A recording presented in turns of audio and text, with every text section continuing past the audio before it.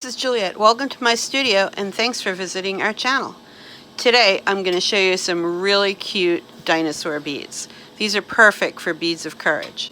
Beads of Courage is a wonderful non-profit organization that helps children get through their medical treatments by providing inspiration in the form of beads. Check it out. Okay, to make these beads, the supplies are very minimal. Today I'm going to use some transparent clear and some Frit. Here I'll be using a fuchsia pink Frit from Valcock's Frits. But you can use any color Frit. You can also just use solid color glass if you'd like. I'm going to be using some white commercial stringer for dots. I'm going to be using a blue stringer for the color in the eye and a thinly pulled black stringer for the dots in the eyes. In terms of tools, you'll need a small pair of tweezers. That's it. Let's get started. Okay, I'm going to fire up the torch and begin. Safety first. Make sure if you're using a small lighter like I am, that you keep it someplace safe because hot flying glass can cause it to explode. Okay, so what I'm going to first do is lay down a small clear bead, and then I'm going to cover that with Frit. You want to make maybe a slight cylinder shape to this bead. It's fairly insensitive to the shape. For Beads of Courage, you want to use a thicker mandrel, so that way the kids have an easier time stringing the beads onto their collections. You also want to make sure that you have nice bead holes with good puckers and there's no sharp items. Beads of Courage cannot give away beads to the children if they have any sharp edges or there's a risk of somebody getting stabbed or poked or cut. You can marver it a little bit to retain your cylindrical shape if you need to. Then I'm going to heat the surface the whole way around so the top, fraction of a millimeter is soft. And then I'm going to dip into my Frit and pick some up. Okay. So now we're going to carefully melt the Frit in. I'm using a fuchsia pink, and the pinks don't like to be reduced, which means that you need a fair amount of oxygen in your flame. You don't want to have a really propane-rich flame, otherwise it will turn sooty and black. Okay, and I'm over that ever so slightly.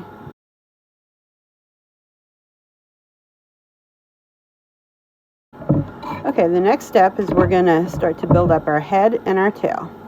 We're going to do that again with clear. So the orientation that you're seeing, I'm going to be putting the tail off on the right and the head on the left. So I'm going to put a dot and sort of drag it out, and I'm going to let gravity pull it down so it gets extended and lengthened off the edge of the bead. I'm going to put another swipe on it and make the tail a bit longer. There's two versions of tails you can put on this. I will demo both of them. So this is the short tail. So while that is cooling and chilling a little bit, I'm going to put another dot for the head. And I want this one to suck in close, so I'm going to leave it on top as I build it up and add a little bit more glass. I want it to become spherical and round. Okay, so now that it's softened a little bit, I may want to take it out to the left. And you'll see how the tail is extending to the right. You don't want it to droop down and touch the mandrel. You want to keep it up in the air. If you need to, you can extend the tail a little bit by making it soft and taking a cool a cool glass of rod, just touching it and then pulling it out a little bit. And then breaking that off. Okay, so now I want to get the head and the tail just a little bit melted so I can just pick up a tiny bit of Frit from the top of it. Since the clear is transparent, when you look at this visually, you will see the other pink below it. So you could conceivably bypass this step if you wanted to. Melting in the Frit can sometimes be a little bit tricky at this point, without losing the shape of your tail. I'm going to just pull the tail back out a little bit, and then I'm going to heat up his head and use gravity to kind of pull the head down. Okay, so now the next step is we want to add some white dots to the side of the dinosaur. I'm going to just put a number of dots on this side, work on melting them in, and add a number of spots on the dinosaur on the other side. You want to keep the bottom plain, or with just the frit. You don't put dots down there. That's where we're going to be putting the feet in a moment. I have prepared a barrel bead just like before and rolled it in my pink frit and melted that in. So now I'm going to show you the long tail dinosaur. So what we're going to do is get a gather of clear glass, and then we're going to put essentially a C, or a backward C, or a comma-shaped curve partway down his back, off where his tail goes up, and then we're going to curl it around on the side of his body. For beads of courage, you can't have long, skinny appendages that are likely to break off, because that wouldn't be safe for the kids. So I've got a bit of a gather. I'm going to touch it down, go past the end of the bead, and then bring the tail around and swipe it on the side. Now sometimes it may be a little thin, and you can add another layer on top of it. So I'll melt up a little bit more glass and build up the back end of that tail a little bit more. Just melt those in and make sure they're good and fused. Okay, at this point you don't want to melt it too much so that the tail starts curving. You do want it to hang out a little bit past the end of the bead there so it looks like a real tail. So if you need to use your dental tool just to kind of keep it in place, that'll be fine. And now we're going to add his head. So I'm going to hold the bead down so I can use gravity to help me. And his tail is sort of like a ridge down his back, and then it turns into his tail. His tail doesn't actually start at his head, but hey, it makes a cute baby dinosaur. So I'm going to melt the dot for his head, and I'm trying to get it positioned, and I'm using gravity while it's molten to get it into the right position. I want it sort of spherical there in the front.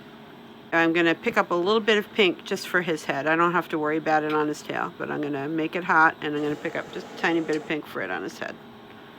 And I'm going to melt that in now as well. So now what we're going to do is we're going to add dots from the back of his head down along his tail.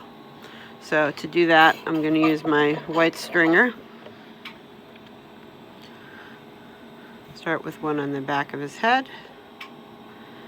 I'm just going to add a couple of dots down his back. You can either melt these in, or you can use the tweezers and have them stand up sort of like a stegosaurus if you want. I'm going to melt these ones in just to be different for this one. So there are the spots on his tail. And if you'd like to, you can put a larger dot at the very tip of his tail. And you can put a little bit of like a bifurcated tail detail in it by just poking it with a point of a dental tool or a razor knife or something. This makes another little interesting detail. Okay, let that cool off a little bit. Next we're going to put on the eyes. So I'm using blue glass for his blue eyes, or her blue eyes, I guess. One on either side. You want to melt those in. Then I'm going to take my tiny black stringer and just touch and flame cut, and touch and flame cut, just to get a couple of little pupils. And melt those in. If you need to, you can take a small dental tool and kind of scooch the eyeballs, the pupils into a spot so the little dinosaur isn't cross-eyed. Okay, pretty good. Now the next step is to make his feet. So he's going to have 4 feet on the bottom, and those are going to be a series of stacked dots. So we will start by warming up where the glass is going to go, as well as warming up the rod that we are using. I'm going to stack 1 dot in the front, 1 dot in the back, the other side, 1 in the front, and 1 in the back, and flame cut it. Now what we want to do is get all 4 feet warm, and then we're going to touch it to our marvering pad and flatten it out. And then we're going to go back in a second time and a third time and add another dot on top of each of those 4 feet. add a dot, warm up all four so they're movable, and then carefully press it down on our marving pad so that he stands up straight. And you can decide if you want to add another one. Sometimes when you're pressing him, you may press a little more on one side versus the other. So you can kind of look at him from all angles and decide what you need to get him straight. We're going to get them warm, put him back on the marvering pad, and touch him down so he sits straight. There we go. So I think the feet are pretty good. And you could also do your feet in the white accent or whatever accent color you want for this if you'd like them to stand out a little more against the body color. Pretty good. The last step is to put the little fins down his back. And for the short tail, we're going to do 3 fins. So I'm going to put one on his back of his head, one in the middle of his back, and then one part way out his tail. So these are going to be 3 dots. One in the middle of his back, and then one out on his tail. It's kind of tricky to get the one in the middle of his back because there's not much room there, and you don't want to touch the other ones. So once you have those down, what you want to do is heat it up and then pinch it with the tweezers. And you get a different look if you use like a flat part of the tweezer versus the pointy part. So you can decide, make them all different. The kids will love them either way. So you want to heat up the dot and then squish it, and that gives it sort of the flat stegosaurus, I guess, kind of look down the back. At this point, you might decide, hey, he needs a little bit of a nose. So you could put a white dot there, or you could just have his nose extend out a little bit by putting a dot of clear there, which is what I think I'm going to do. I'm going to put a bit of clear.